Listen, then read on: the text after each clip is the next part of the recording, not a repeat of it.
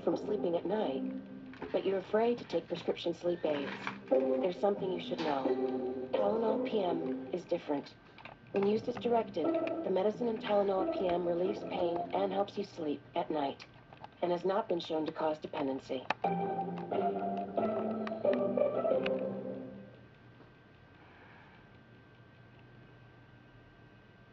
A stroke is always devastating, but it is not necessarily fatal. About half of all patients who have a stroke will have a moderate to severe stroke that will lead them to permanent symptoms that will affect their life. About another 25% will have very mild symptoms that will allow them to live a relatively normal life. And about 20 to 30% of patients will die from their stroke at 1 year. The road back to a normal life can be difficult and takes work, but it can be done. Even patients who have moderate to severe symptoms can benefit from rehab, and that is something that we recommend for all patients who can cooperate with rehab, because that often can improve the disability that your stroke has caused, so that then you can learn to perform many of the activities that you did prior to having your stroke. While recovery may take a long time, it's important to get started as soon as possible. We try to have the team of other disciplines involved, like physical therapy and occupational therapy, as early as less than 72 hours. That is continued depending upon the severity of the patient's symptoms up to several weeks. And if you have a moderate to severe stroke, you would typically go to an inpatient rehab facility where you would have several hours a day of intensive rehab. If your stroke is more mild, you might be discharged from the hospital and then as an outpatient go to a rehab center. If you have a paralyzed limb, if you don't start doing rehab early on, you will develop what we call contractures, where your muscles become very tight, and then it becomes very difficult to get them to be loose again and able to be moved. So we really want to start rehab early enough so that you don't develop contractures, that you don't develop other complications of your stroke, such as bed sores or severe infections due to lack of activity.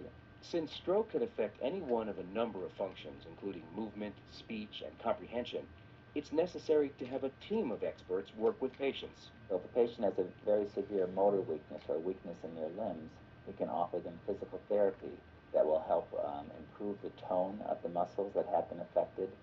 It may even help them regain some of the strength that was lost as part of the stroke. If someone has difficulty with speech following a stroke, they often will benefit from speech therapy, where we can help them learn to speak again.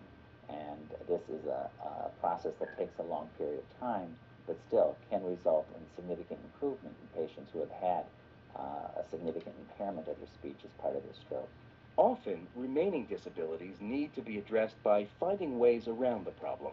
There's also another type of rehab that we call occupational therapy, where patients who may be left with certain deficits or disabilities, such as a weak leg or a weak arm, they are taught new ways to do simple tasks in life. So they are taught new ways on how to dress themselves, new ways on how to walk, often with assistance, and new ways on how to cook, so that even with their disability, they can learn to do many of the what we call activities of daily living that they previously were able to do, but now obviously in a different way.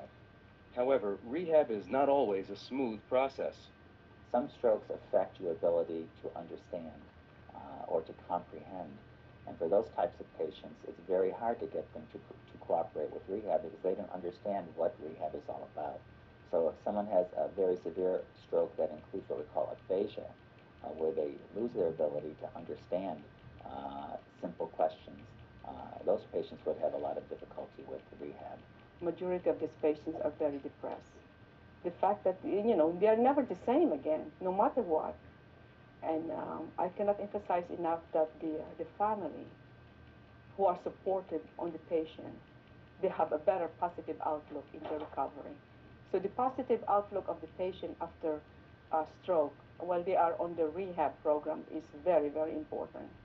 While there are certain physical limitations that may remain, it's important that patients work in rehab to make the most improvement possible. Patients always ask you, will I get better?